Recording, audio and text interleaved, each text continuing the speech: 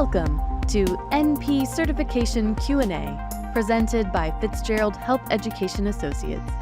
This podcast is for NP students studying to pass their NP certification exam. Getting to the correct test answers means breaking down the exam questions themselves. Expert Fitzgerald faculty clinicians share their knowledge and experience to help you dissect the anatomy of a test question so you can better understand how to arrive at the correct test answer. So, if you're ready, let's jump right in.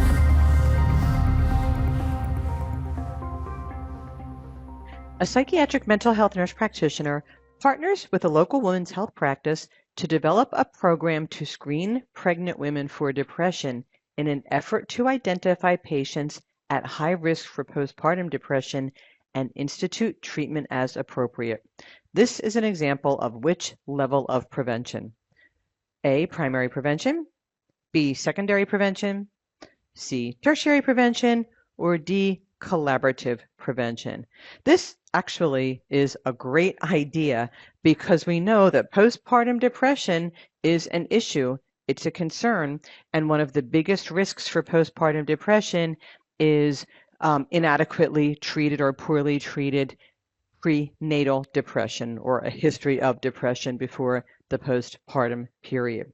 And because many women may have concerns about treating depression, especially with pharmacotherapy while they're pregnant, they may not even pursue it if they identify symptoms within themselves. So as a concept, it's great.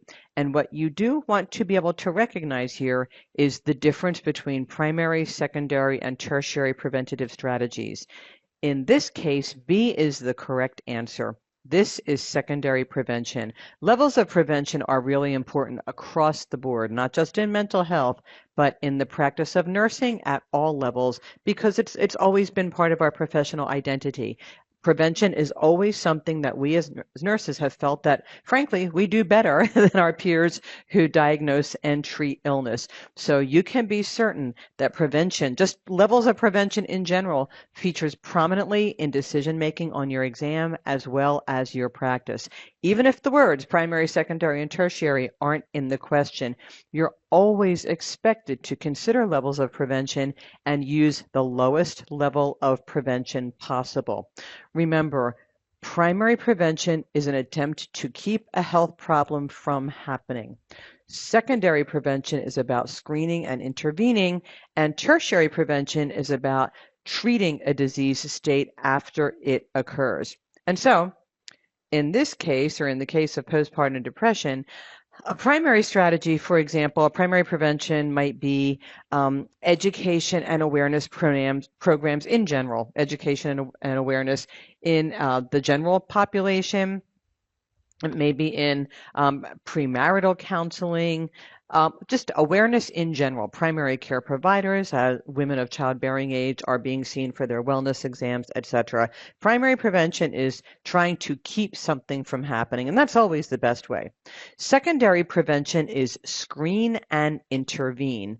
Remember, we screen people at high risk for whatever, whether it's cancer or dyslipidemia or depression.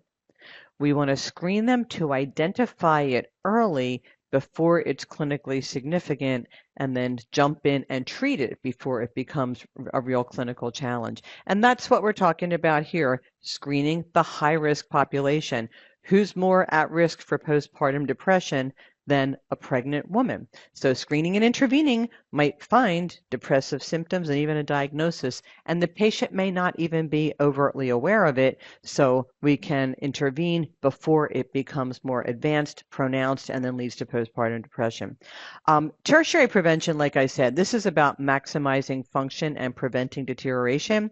So tertiary prevention would be about treating a woman who is diagnosed with postpartum depression, and of course we have some good treatments for that as well, and it's important, but obviously we'd like to identify the risk before it gets to that point. And of course, collaborative prevention is not really recognized as a level of prevention, although it sounds good. I mean, it certainly speaks to disciplines working together, which is what it's all about. That's how we get best outcomes as well. But the real purpose of this question is to remind you of the concepts primary, secondary, and tertiary prevention. You absolutely want those concepts to just like mentally, roll off your brain without even thinking twice about it. Primary prevention keeps a problem from happening. Secondary prevention finds it early before it's clinically significant. Tertiary prevention treats something after it's diagnosed, after it occurs, to try to minimize deterioration and optimize function. And while there's certainly a role for all of these things in the healthcare world, we always want the lowest level when we can.